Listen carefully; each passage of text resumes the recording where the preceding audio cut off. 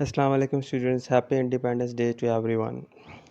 Guys, आज के इस वीडियो में हम आपके सामने नम्स यूनिवर्सिटी और आर्मी मेडिकल कॉलेज के जो केमिस्ट्री के इम्पॉर्टेंट एमसीक्यूज़ हैं, आज हम आपके साथ वो सारे MCQs along with important past papers questions has well has their explanations. तो गाइस, आज की वीडियो बहुत ज़्यादा हेल्पफुल है, ठीक है। और आज की वीडियो में दूसरी इंटरेस्टिंग बात ये है कि आज हम जस्ट ऑर्गेनिक केमिस्ट्री की बात करेंगे, ठीक है। और इस वीडियो के दो पोर्शन होंगे, उसका पार्ट वन इस वीडियो में होगा और उसकी पार्ट टू के लिए इससे नेक्स्ट वीडियो देखें, उसमें ऑर्गेनिक केमिस्ट्री का पार्ट टू हमने अपलोड किया है। तो गाइस, आप लोगों से रिक्वेस्ट है, आप लोगों ने वीडियोस को कंप्लीट सुनना है। इस वीडियो के एंड में मैं आपको कंफर्म कह सकता हूँ, आप लोगों को ऑर्गेनिक केमिस्ट्री जोन सी है उसके जो पार्ट वन के जितने भी इंपॉर्टेंट टॉपिक्स होंगे वो इजीली समझ आ जाएंगे, ठीक है। ये मैं आपको गारंटी देता हूँ अगर आप इसको कंप्लीट अच्छी तरह और ध्यान से सुनेंगे। और सेकंड नंबर पे गाइस, आप लोगों ने इस वीडियो को लाइक करना है, शेयर करना है और इसको सब्सक्राइब करें, बेल आइकन भी दबाएं ताकि आपको नम्स की टेस्ट की डेट की ऑटोमेटिकली अपडेट मिल जाए। और इस वीडियो को शेयर करें अपने फ्रेंड्स के साथ व्हाट्सएप पे, फेसबुक पे, ताकि हर स्टूडेंट जो उनसे है वो इस वीडियो का फ़ायदा उठा सके। गाइस, आज की वीडियो जो है वो काफ़ी इम्पोर्टेंट है, हेल्पफुल है और आपके लिए एक ऐसी सोर्स बन सकती है जिससे आपका नम्स पाकिस्तान के सबसे ज़्यादा prestigious college army medical college में एडमिशन हो सकता है। इसलिए आप लोगों ने मेरा साथ देना है, आप लोगों ने इस वीडियो को साथ साथ कम्प्लीटली अच्छे तरह से सुनना है। फिर भी कोई क्वेश्चन हुआ तो आप लोग इस वीडियो के एंड में नीचे कमेंट सेक्शन में कर सकते हैं। तो हमारी टीम जो सी है, NUMS test preparation team from the army medical college, 24 घंटे के लिए आप लोग के पास अवेलेबल है। आपके क्वेश्चंस के आंसर्स हम लोग इंशाल्लाह विद इन 1 आवर दे देंगे। चले, आज हम चलते हैं अपनी आज की इस वीडियो की तरफ। और सबसे पहले टॉपिक पे अगर हम देखें तो जो केमिस्ट्री का सबसे पहला टॉपिक है ऑर्गेनिक पोर्शन में से जो इंपॉर्टेंट है एंटी टेस्ट के लिए, वो है हाइड्रोकार्बन्स, ठीक है। हाइड्रोकार्बन्स क्या होते हैं और इनकी कौन कौन सी टाइप्स होती हैं, ये मैं आज आपके साथ डिस्कस करने लगा हूँ। तो गाइस, हम पहले क्वेश्चन पे फोकस करते हैं। What are hydrocarbons and how many types of the hydrocarbons are there, ठीक है। तो हमने हाइड्रोकार्बन्स को डिफाइन करना है, फिर उसके हमें टाइप्स को बताना है। गाइस, स्लाइड्स पढ़ने बगैर मैं आपको ये बता दूं, जो हाइड्रोकार्बन अगर आप इसके नाम की तरफ फोकस करो तो कह रहा है हाइड्रो यानी कि हाइड्रोजन से निकला है, कार्बन्स मतलब यानी कि कार्बन। तो हाइड्रोकार्बन्स ऐसे कंपाउंड्स होते हैं जिसमें हाइड्रोजन हो और कार्बन हो, और ऐसी कंपाउंड्स को हम लोग ऑर्गेनिक कंपाउंड्स बोलते हैं। गाइस, एक और चीज़ मैं आपको इम्पोर्टेंट ये बता दूं कि आप लोगों ने याद रखना है, जब आपको पेपर में कोई भी ऐसा एमसीक्यूज या कोई भी ऐसा टॉपिक आता है, चाहे वो नम्स का टेस्ट है, यूएचएस का जो भी है, आप लोगों को अगर उसका आंसर नहीं आता तो आप जस्ट उसकी लाइन के जो लिखा हुआ है उसके मीनिंग पे फोकस करें। अगर आप उसका मीनिंग या उसके नाम को अच्छी तरह आइडेंटिफाई कर लोगे ना, तो मैं इतना कह सकता हूँ कि आप लोग 70 to 80% आंसर तक आपको अप्रोच मिल जाती है, ठीक है। तो देखें, जैसे मैंने भी हाइड्रोकार्बन यानी कि उसके नाम से हाइड्रोकार्बन की डेफिनेशन निकाली, इसी तरह आप लोगों ने भी पेपर में जो भी चीज़ आप लोगों से पूछी जाती है वो आप लोगों ने इसी तरह आइडेंटिफाई करके बतानी होती है। वैसे अगर अब हम टाइप्स की बात करें तो कह रहा है जो हाइड्रोकार्बन्स होती है ना, इसकी बहुत सारी टाइप्स होती हैं, जिसमें से aliphatic hydrocarbons, alkanes, alkenes, alkynes, फिर अल्कानाइंस होता है। Let's start with alkanes. सबसे पहले अल्केन्स आता है। अल्केन्स में क्या होता है? सिंगल बॉन्ड होता है। अल्कीन्स में क्या होता है? हमारे पास डबल बॉन्ड होता है। अल्काइंस में क्या होता है? हमारे पास ट्रिपल बॉन्ड होता है, ठीक है। तो गाइस, इस तरह से डिफरेंट टाइप्स के हमारे पास हाइड्रोकार्बन्स होते हैं depending upon the bond present in between them. Let's start with alkanes and cycloalkanes.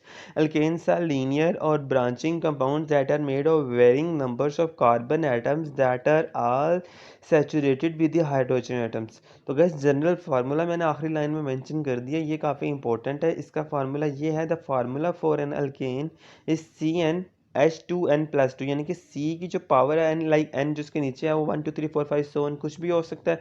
और जो हाइड्रोजन का है ना, अगर आप n की वैल्यू 1 पुट किए तो 2 1 0 2 +2 दैट इज C2H4। इस तरह से आप लोगों ने n की वैल्यूज़ पुट करनी है। तो गाइस, ये था हाइड्रोकार्बन्स के बारे में थोड़ा सा इंट्रोडक्शंस, और साथ मैंने आपको उसकी टाइप्स के बारे में बताया। अब हम चलते हैं कि ऑर्गेनिक कंपाउंड्स क्या होते हैं, ठीक है। लेकिन ऑर्गेनिक कंपाउंड्स क्या होते हैं वो तो मैंने आपको अभी बता दिया ना, कि लाइक अल्कीन्स, अल्कीन्स और अल्काइंस, ये सारे आपके ऑर्गेनिक कंपाउंड्स होते हैं।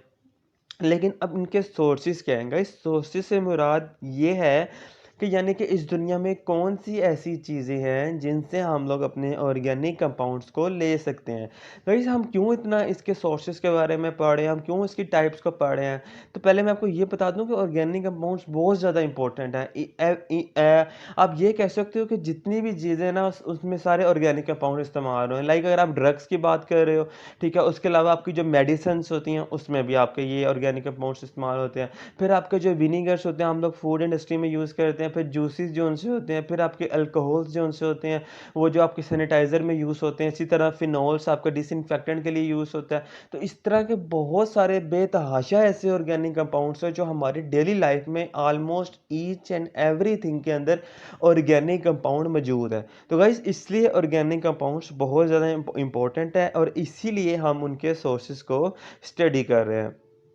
चलिए शुरू करते हैं, इसके हम सोर्सेज को देखते हैं कि ऑर्गेनिक कंपाउंड्स के कौन कौन से सोर्सेज हैं, यानी कि किन चीज़ों से हम अपने ऑर्गेनिक कंपाउंड्स को एक्सट्रैक्ट कर सकते हैं। तो इसमें हमारे पास अगर हम बात करें तो कह रहा है कि natural emissions of terrestrial plants, wax and marine lipids, smoke from biomass burning. उसके अलावा कह रहा है इंडस्ट्रियल एमिशन। उसके अलावा कह रहा है फॉसिल फ्यूल्स। फिर कह रहा है secondary product derived from the oxidation of atmospheric organic matters are the major sources of organic compounds in urban atmosphere. तो गाइस देखिए कितने सारे सोर्सेज बताए उसने आपको। प्लांट बेस के बारे में बताया। बायोमैस, बायोमैस बेसिकली क्या होता है, ये जो एनिमल्स होते हैं इनकी जो वेस्ट की बर्निंग वगैरह उससे रिलेटेड है। इसी तरह आपको कह रहा है फॉसिल फ्यूल्स, जब कोई जानवर मर जाता है तो उसके ऊपर जो बारिश और एयर का रिएक्शन होता है उससे जो हमें फॉसिल फ्यूल मिलते हैं, that are also the originations of your organic compounds. फिर इसके अलावा कह रहा है सेकेंडरी प्रोडक्ट्स। तो गाइस ये थोड़ा सा इंट्रोडक्शन, लेकिन मैं आपको 4 चीज़ें बताऊंगा, आप लोग इसको लिख लें। बेशक स्लाइड्स में नहीं लिखा हुआ इसलिए आप लोग इसको लिख लें। 4 किस्म के इंपॉर्टेंट ऑर्गेनिक कंपाउंड्स हैं जो हमारी डेली लाइफ में इस्तेमाल होते हैं, और वो कौन कौन से मैं आपको बता देता हूँ। गाइस सबसे पहले नंबर पे मैं आपको बता दूं जो हमारे पास होता है दैट इज कोल। कोल क्या होता है, उससे हम लोग ऑर्गेनिक कंपाउंड्स बना सकते हैं। पेट्रोल, पेट्रोल क्या होता है, that is basically receive from ये क्रूड प्रोडक्ट। क्रूड प्रोडक्ट क्या होता है, जो आपको समुद्र के नीचे से या ज़मीन के नीचे से आपको एक्सट्रैक्ट होता है। आप उसकी प्रोसेसिंग करते हो, ड्यूरिंग प्रोसेसिंग आपको डिफरेंट ऑर्गेनिक कंपाउंड्स उसके अंदर से मिल सकते हैं, ठीक है। ये हो गया। और थर्ड नंबर पे आप ये कह लो कि जो हमारे पास होते हैं नेचुरल गैस होती है, that is also the sources of your organic compounds, ठीक है।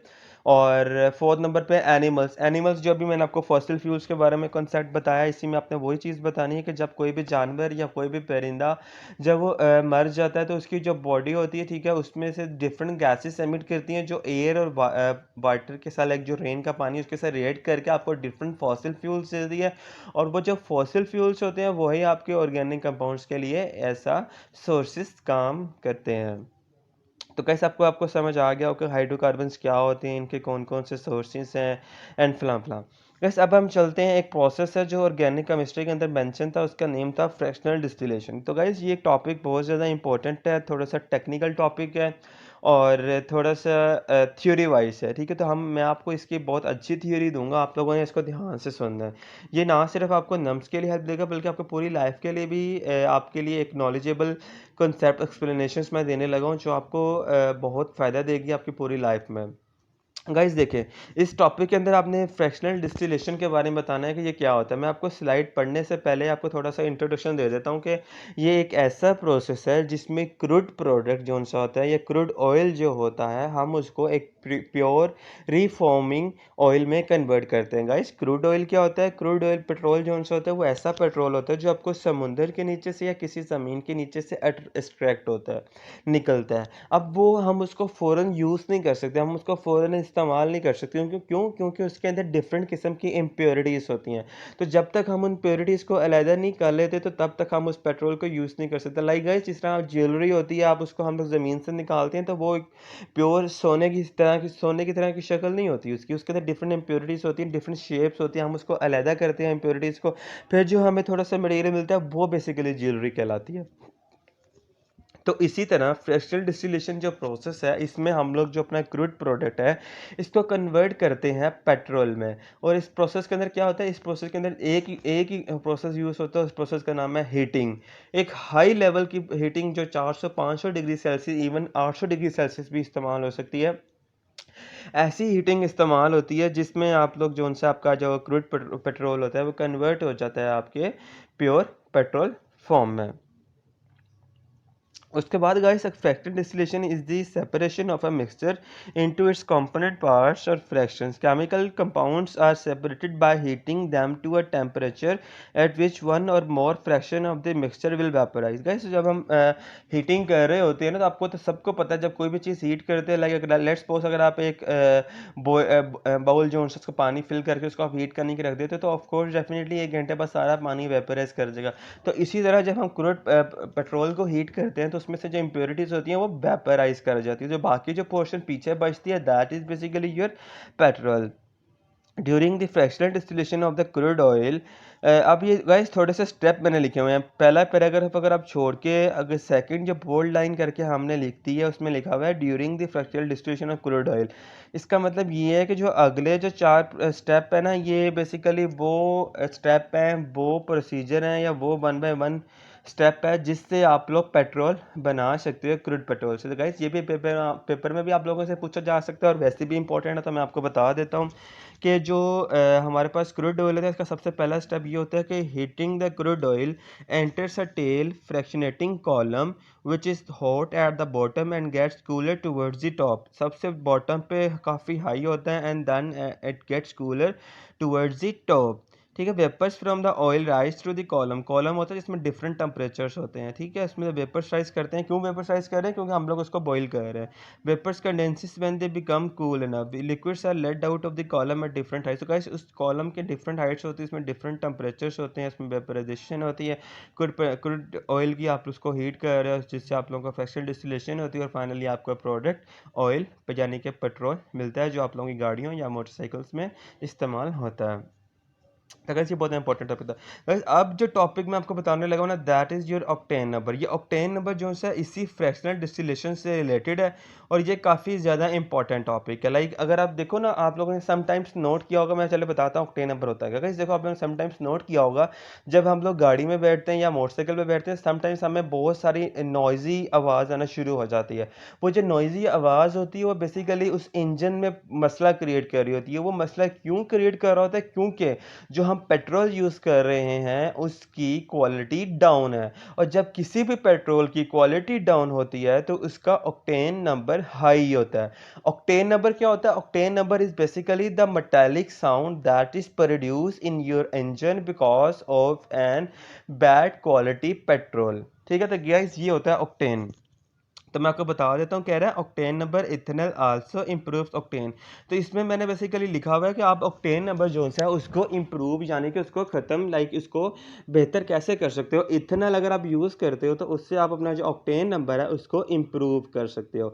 आप decreasing the need for the other octane boosters such as benzene which are toxic and other carcinogenic and oxygen in ethanol reduces the emission of unburned hydrocarbons and carbon monoxide particularly for the older vehicles that tend to burn rich. अच्छा guys, अच्छा इसमें ना different process बताए हैं जिसके through हम octane number को reduce कर सकते हैं गाइस। लेकिन 2 प्रोसेस मैं आपको ऐसे प्रोसेसेस बताऊंगा जिससे हम लोग एक सस्ते तरीके से और एक बेहतर तरीके से ऑक्टेन नंबर को रिड्यूस यानी कि उसको ज़ीरो कर सकते हो। तो गाइस आप इस चीज़ को लिख लो। सबसे पहला प्रोसेस है रीफॉर्मिंग। रीफॉर्मिंग क्या होता है? लाइक जिस पेट्रोल का ऑक्टेन नंबर ज़्यादा है, जो प्रॉब्लम क्रिएट कर रहा है, आप उसकी रीफॉर्मिंग करो। रीफॉर्मिंग से मुराद ये है कि आप उस पर प्रोसेस करो, उस पर रीप्रोसेसिंग करो, उसको मज़ीद हीट करो ताकि उसकी इम्प्योरिटीज़ को मज़ीद ख़त्म किया जाए। तो ये पहला स्टेप है। दूसरा स्टेप जो मैं आपको बताने लगा हूँ ये भी बहुत ज़्यादा इंपॉर्टेंट है। दूसरा स्टेप ये है कि अगर आप उसी पेट्रोल के अंदर जिसका ऑक्टेन नंबर हाई है उसमें आप जो है ना कोई टॉक्सिक एसिड इस्तेमाल करो। गैस टॉक्सिक एसिड पता क्या होते हैं? टॉक्सिक एसिड्स है ना basic your anti knock compounds. आप लोगों को नम्स के पेपर में, पास्ट पेपर में क्वेश्चन आया था कि what are anti knock compounds. तो आपने लिखना है कि anti knock compounds are your toxic acids. Toxic acids क्या होता है? जो आपके ऑक्टेन नंबर को डिक्रीज करते हैं, जो आपके ऑक्टेन नंबर के लिए एंटी ऑक्टेन नंबर के लिए काम करते हैं। ठीक है, तो गाइस ये था ऑक्टेन नंबर के बारे में थोड़ा सा इंपॉर्टेंट इंट्रोडक्शन जो रिलेट कर रहा था आप किसके साथ, आपकी फ्रैक्शनल डिस्टिलेशंस के साथ। तो ये काफ़ी ज़्यादा इंपॉर्टेंट टॉपिक था। गाइस अब मैं आपको बताऊंगा आइसोमेरिज्म क्या होता है। गाइस आइसोमेरिज्म भी बहुत ज़्यादा इंपॉर्टेंट टॉपिक है, ये भी ऑर्गेनिक केमिस्ट्री के से रिलेट है। आप लोगों को थोड़ा सा अजीब सा लग रहा है क्योंकि आइसोमेरिज्म ना बेसिकली आइसोमर से रिलेटेड है, जिसमें सेम टाइप के मॉलिक्यूल्स होते हैं। लेकिन आइसोमेरिज्म जो है आपके हाइड्रोकार्बन यानी कि ऑर्गेनिक कंपाउंड्स के लिए भी ओबे यानी कि उसके लिए भी चल सकता है। तो किस तरह हो सकता है ये मैं अभी आपको बताता हूँ, इसलिए आप लोगों ने इस वीडियो को ध्यान से कंप्लीटली अच्छी तरह सुनते जाना है। गाइस अगर हम बात करें आइसोमेरिज्म की, तो कहता है कि in organic chemistry isomers are the molecules with the same molecular formula. Isomers की पहचान ये होती है कि अगर आपके पास कोई भी हाइड्रोकार्बन्स हैं, अगर तो उनका जो मॉलिक्यूलर फार्मूला है वो सेम है तो इट मीन्स के दिस आर आइसोमर्स। अगर उनका मॉलिक्यूलर फार्मूला गाइस हाइड्रोकार्बन का सेम नहीं है तो फिर वो आइसोमर्स नहीं कहलाएंगे। ठीक है, आगे मैंने ब्रैकेट में भी लिख दिया, for example the same numbers of atom. अगर गाइस ये तो कॉमन सेंस की बात है, अगर किसी भी एलिमेंट में same number of atoms of course तो फिर उनका मॉलिक्यूल नंबर भी सेम होता है। ऐसे कोई भी हाइड्रोकार्बन जिनकी चेन में या जो भी है उनके ग्रुप में अगर सेम जो सा मॉलिक्यूल्स है यानी कि सेम नंबर ऑफ मॉलिक्यूल्स है, तो आप उसको ये कह सकते हो कि या सेम मॉलिक्यूलर फार्मूला, तो आप उसे ये कह सकते हो दिस आर योर आइसोमर्स। उसके बाद कह रहा है कि जो आइसोमर्स होते हैं but they have the different structural और spatial arrangements of the atoms within the molecule. अच्छा, ये दो चीज़ें बहुत ज़रूरी है आइसोमर। एक तो ये है कि उनका मॉलिक्यूलर फार्मूला सेम होता है। जब मॉलिक्यूलर फार्मूला सेम है ना, तो बहुत सारी दुनिया या स्टूडेंट्स ये भी कह देते हैं कि सर उनका स्ट्रक्चर भी सेम है। तो मैं आपको लिख देता हूँ, मैं आपको बता देता हूँ कि जब किसी भी चीज़ का अगर मॉलिक्यूलर फार्मूला सेम है, इट डजेंट मीन कि उनका स्ट्रक्चर भी सेम है। Structure can very in that cases. ठीक है, तो आइसोमर्स के बारे में मैंने लिख दिया हुआ, isomers are the molecule with the same molecular formula but different structural arrangements. ठीक है, अगर उनका जो है ना मॉलिक्यूलर फार्मूला सेम है, लेकिन जो उनकी स्ट्रक्चरल अरेंजमेंट्स है यानी कि जो उनका स्ट्रक्चर है वो या उनके एटम्स की जो अरेंजमेंट है स्ट्रक्चर के अंदर वो वेरी कर सकती है। गाइस इस पैराग्राफ को आपने लाजमी सुनना है, ये बहुत इंपॉर्टेंट चीज बताई गई है इसके अंदर। ठीक है, तो उसके बाद isomers are the molecules that have the same molecular formula but have a different arrangement. वही चीज़ दोबारा मैंने लिख दी है। उसके अलावा कह रहा है थर्ड लाइन पे कह रहा है that excludes at any different arrangement which are simply due to the molecule rotating as a whole rotating about particular bonds. तो कैसे देखें, सुने, मैंने आपको आइसोमेरिज्म में ये कहा है कि ऐसे ऑर्गेनिक कंपाउंड्स जिनका मॉलिक्यूलर फार्मूला सेम होता है लेकिन उनकी जो मॉलिक्यूल्स की जो एटम्स की अरेंजमेंट है उस डिफरेंट होने की वजह से उनकी स्ट्रक्चरल अरेंजमेंट डिफरेंट हो सकता है। अब वो डिफरेंट क्यों होता है? वो डिफरेंट इसलिए होता है क्योंकि जो उसके अंदर जो आप ये कह लो कि जो मॉलिक्यूल्स है वो कंटिन्यूसली रोटेट करते हैं। जब उनकी रोटेशन होती है तो उससे डेफिनेटली, आप कॉमन सेंस की बात है, फिर तो उसमें डेफिनेटली उनकी अरेंजमेंट या स्ट्रक्चर भी डिफरेंट होगा। तो ये थी आइसोमेरिज्म्स के बारे में दो सबसे ज़्यादा इंपॉर्टेंट डेफिनेशंस। वैसे अब हम बात करते हैं कि जो हमारे पास अनसैचुरेटेड हाइड्रोकार्बन्स होते हैं ये क्या होते हैं। तो guys unsaturated hydrocarbons are the hydrocarbons that have a double or a triple bonds between adjacent carbon atoms. The term unsaturated means more hydrogen atoms may be added to hydrocarbons to make it unsaturated, for example consisting of single bonds. Guys unsaturated के अंदर बात ये बताई गई है basically कि जो unsaturated hydrocarbons होते हैं ये ऐसे हाइड्रोकार्बन्स होते हैं जिसमें डबल या ट्रिपल कोवलेंट बॉन्ड भी हो सकता है। ठीक है, और इसमें ये होता है कि hydrogen atoms may be added to other hydrocarbons to make it unsaturated. तो गाइस ये अनसैचुरेटेड हाइड्रोकार्बन्स के बारे में थोड़ा सा इंट्रोडक्शन मैंने लिखा था। लेकिन अब इंपॉर्टेंट चीज़ जो है ना, अब मैं आपके साथ इसकी एग्जांपल शेयर करूंगा कि लाइक हाइड्रोकार्बन जो से इनकी कौन कौन सी एग्जांपल्स है या फिर आप इसको कैसे बता सकते हो, तो ये मैं आपको आज एक्सप्लेन कर देता हूँ। तो कह रहा है कि सबसे पहले अगर हम बात करते हैं इथीन की, ठीक है, इथीन की, ये अल्कीन्स के अंदर आता है। ठीक है, एथीन का formula that is C2H4 is an example of unsaturated hydrocarbon. तो गाइस कह रहा है ethene is one of the unsaturated hydrocarbon. तो इसमें देखें वही जो डेफिनेशन ऊपर बताई थी, like hydrogen is connected to the carbon, यानी कि जो अनसैचुरेटेड हाइड्रोकार्बन की जो डेफिनेशन बताई है वही C2H4 फार्मूले के अंदर अबे हो रही है। ठीक है, other examples of unsaturated hydrocarbons are benzene, C6H6 and acetic acids. ठीक है, ये सारे all acetic acid basically vinegar होता है जो हम लोग कुकिंग वगैरह के लिए यूज़ करते हैं। ठीक है, all bond angles about the carbon atom double bonds are 120 degree. इसमें जो एंगल होता है that is your 120 degree. Alkenes have the general formula of CnH2n and are all examples of your unsaturated hydrocarbons। तो guys इस slide के अंदर आप लोगों ने जस्ट अल्कीन्स की एग्जांपल्स है, हमने आपको जस्ट वो थोड़ा सा बताया कि काफ़ी सारे स्टूडेंट्स को ये नहीं पता होता what is the difference between the saturated and unsaturated hydrocarbons. तो मैंने आप लोगों के साथ एक डेफिनेशन अलॉन्ग विद एग्जांपल्स आपके साथ शेयर कर दिया, होपफुली आप लोगों को ये चीज़ समझ में आ गई होगी। गाइस उसके बाद एक कॉन्सेप्ट है ओजोनलाइजिस। ठीक है, ओजोनलाइजिस एक बहुत ज़्यादा इंपॉर्टेंट कॉन्सेप्ट है, लेकिन बहुत सारे स्टूडेंट्स थोड़ा सा इस चीज़ में मिक्स हो जाते हैं कि यार वो ये समझते हैं कि ओजोनलाइजिस जो है आप इसको हाइड्रोकार्बन्स के अंदर नहीं ला सकते। तो मैं थोड़ा सा बता दूं कि ozonolysis basically it is related to the process of ozone. ठीक है, जिसमें हम किसी भी चीज़ में अगर हम ओजोन ऐड करते हैं तो उस प्रोसेस को हम लोग ओजोनलाइजिस बोलते हैं। तो ये ओजोनलाइजिस जो सा कॉन्सेप्ट है, हम इसको हाइड्रोकार्बन्स के अंदर भी इस्तेमाल कर सकते हैं। लाइक किस तरह से कर सकते हैं, क्या डेफिनेशन है उसका, क्या इस्तेमाल किया, यूजेस किए हैं, ये आज मैं आप लोगों के साथ शेयर करूंगा। Ozonolysis is a organic reaction where the unsaturated bonds of alkenes, कहता है कि ओजोनोलाइसिस जो सा एक ऐसा ऑर्गेनिक रिएक्शन है जिसमें आपके जो अनसैचुरेटेड जो बॉन्ड्स होते हैं अल्कीन्स के या अल्काइंस के और azo compounds are cleaved with ozone. Alkenes have alkynes from organic compounds in which multiple carbon carbon bond has been replaced by the carbonyl group which as compounds from nitrosamines. ठीक है guys, ozonolysis का एक ऐसा process है, एक ऐसे organic reactions होते हैं जिसमें आप लोग अनसैचुरेटेड बॉन्ड्स लेते हो अल्कीन्स के या अल्काइंस के या एजो कंपाउंड्स के, जिनका क्लीव्ड स्ट्रक्चर होता है। क्लीव्ड बेसिकली स्ट्रक्चर को रिप्रेजेंट कर रहा है। ठीक है, हम उनको रिएक्ट करवाते हैं किसके साथ, ओजोन के साथ। तो इस प्रोसेस का हम लोग क्या बोलते हैं, ओजोनोलाइसिस। और इसके बारे में मैंने आप लोगों को ये बताया है कि जो हमारे पास बेसिकली ओजोनोलाइसिस का सेकंड स्टेप देखो तो कह रहा है कि alkenes and alkynes from the organic compounds in which the multiple carbon carbon bond has been replaced by a carbonyl group. तो इसमें जो सा प्रोडक्ट बता रहा है कि वो रिप्लेस हो जाता है बाय अ कार्बोनिल ग्रुप। तो ये थोड़े सिंपल सी डेफिनेशन, इसमें कोई डिफिकल्ट या समझाने वाली बात नहीं थी। गई उसके बाद अगर हम बात करें कि what are over aromatic hydrocarbon, यानी कि जो एरोमेटिक हाइड्रोकार्बन्स हैं ये क्या होते हैं, ठीक है, और इनकी क्या इंपॉर्टेंस है, ये मैं आप लोगों के साथ आज शेयर करूंगा। गई जो एरोमेटिक हाइड्रोकार्बन्स होते हैं ना, एरोमेटिक हाइड्रोकार्बन्स और द अरीन, इनका दूसरा नेम आप लोग लिख लें अपने पास, इनका हम लोग दूसरा नेम इनका है अरीन। ठीक है, for some times aryl hydrocarbons is a hydrocarbon with sigma bonds and delocalised pi electrons. Guys इसमें छोटी सी चीज़ आपने ये याद रखनी है कि जो हमारे पास एरोमेटिक हाइड्रोकार्बन्स होते हैं जिनका दूसरा नेम अरीन है, इनकी जो बॉन्ड्स होते हैं दैट इज जो sigma bonds and delocalised pi electrons. Guys delocalised pi electrons क्या होता है ये मैं आपको समझा देता हूँ। ठीक है, लेकिन अगर आप इसकी डेफिनेशन फोकस करो तो कह रहे थे द कन्फिग्रेशन और 6 carbon atoms in aromatic compound. अच्छा, एरोमेटिक कंपाउंड्स के बारे में जस्ट बता रहा है कि लाइक इसकी सबसे बड़ी एग्जांपल आपके पास बेंजीन है। एरोमेटिक जो से हाइड्रोकार्बन्स होते हैं ये अरोमा वर्ड से निकले हैं। अरोमा का मतलब होता है स्मेल या खुशबू। तो ये जो एरोमेटिक हाइड्रोकार्बन्स होते हैं इनका सबसे ज़्यादा इस्तेमाल जो होता है वो पाउडर्स, परफ्यूम्स, शैम्पूस वगैरह के बनाने में इस्तेमाल होता है, और उसकी सबसे बड़ी एग्जाम्पल क्या है, बेंजीन रिंग।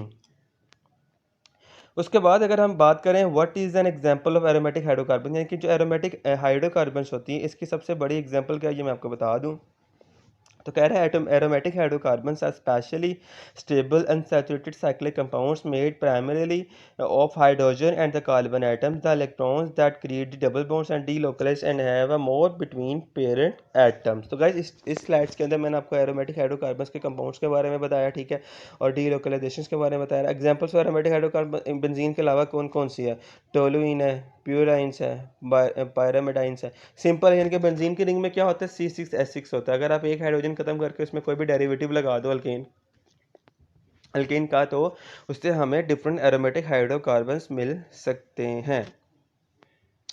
अब अगर हम टाइप्स की बात करें कि what are the types of your अच्छा, इसमें ना जो हमारे पास एरोमेटिक हाइड्रोकार्बन्स होते हैं, अगर आप हाइड्रोकार्बन्स का जो चैप्टर नंबर 13 फोकस करो तो उसके अंदर एरोमेटिक हाइड्रोकार्बन्स की दो टाइप्स मेंशन है। एक टाइप का नाम है मोनोसाइक्लिक हाइड्रोकार्बन्स और दूसरे का नाम है पॉलीसाइक्लिक। लेकिन हम पहले मोनोसाइक्लिक की बात करते हैं कि मोनोसाइक्लिक हाइड्रोकार्बन्स क्या होते हैं। ठीक है, तो गाइस ये आप लोग लिख लें, या मैं आपको फिर बता देता हूँ कि एरोमेटिक हाइड्रोकार्बन्स की पहली टाइप है। तो पहली टाइप जो मोनोसाइक्लिक हाइड्रोकार्बन्स है, they have a Divers ring. इनकी जो रिंग होती है थोड़ी सी अजीब सी होती है, and side chain structure that could independently effect there absorption and toxic effectively. ये काफ़ी टॉक्सिक होते हैं। ठीक है, टॉक्सिक यानी काफ़ी खतरनाक, डेंजरस होते हैं। Among the major monocyclic aromatic hydrocarbons MAH are styrene. Styrene बहुत डेंजरस होते हैं। ठीक है, इसी तरह बेंजीन, टॉलिन है, आइसोमर्स, ऑक्सैलाइन है, एमोक्सैलाइन है एंड पाइक्सैलाइन, ये सारे जो होती है मेडिसिन वगैरह में इस्तेमाल होते हैं, इसलिए they are somehow toxic and disadvantageable. अब जो एरोमेटिक हाइड्रोकार्बन है इसकी दूसरी टाइप है हमारे पास, that is your polycyclic aromatic hydrocarbon. पहली टाइप मैंने आपको क्या बताई है, मोनोसाइक्लिक। दूसरी कौन सी है, पॉलीसाइक्लिक। और ये दोनों किसकी टाइप्स हैं, आपकी एरोमेटिक हाइड्रोकार्बन्स की, ठीक है। अब polycyclic aromatic hydrocarbon pH is the hydrocarbon a chemical compound contain only carbon hydrogen. अच्छा, जो पॉलीसाइक्लिक एरोमेटिक हाइड्रोकार्बन है ये ऐसे हाइड्रोकार्बन होते हैं जो सिर्फ कॉन्सिस्ट होते हैं किस किस के, कार्बन के और हाइड्रोजन के, और उनके जो मॉलिक्यूल्स हैं ना उनके दरमियान जब मल्टीपल डिफरेंट कंपाउंड उसके साथ लिंक होता है, ठीक है गाइस। तो इसमें मैंने लिखा हुआ है उस मॉलिक्यूल हैज़ ऑफ मल्टीपल, यानी कि उसका जो मॉलिक्यूल है वो मल्टीपल होता है, यानी कि एन इंटीजर्स के साथ डिफरेंट टाइप्स के कंपाउंड्स के साथ अटैच हो सकते हैं, ठीक है। इस चीज़ का हम लोग पॉली का मतलब ये होता है कि डिफरेंट टाइप्स। तो जब आप एक लेते हो कंपाउंड लेते हो कार्बन हाइड्रोजन उसके साथ डिफरेंट डेरिवेटिव्स अटैच कर देते हो तो उससे हमें पॉलीसाइक्लिक एरोमेटिक हाइड्रोकार्बन्स मिल सकते हैं।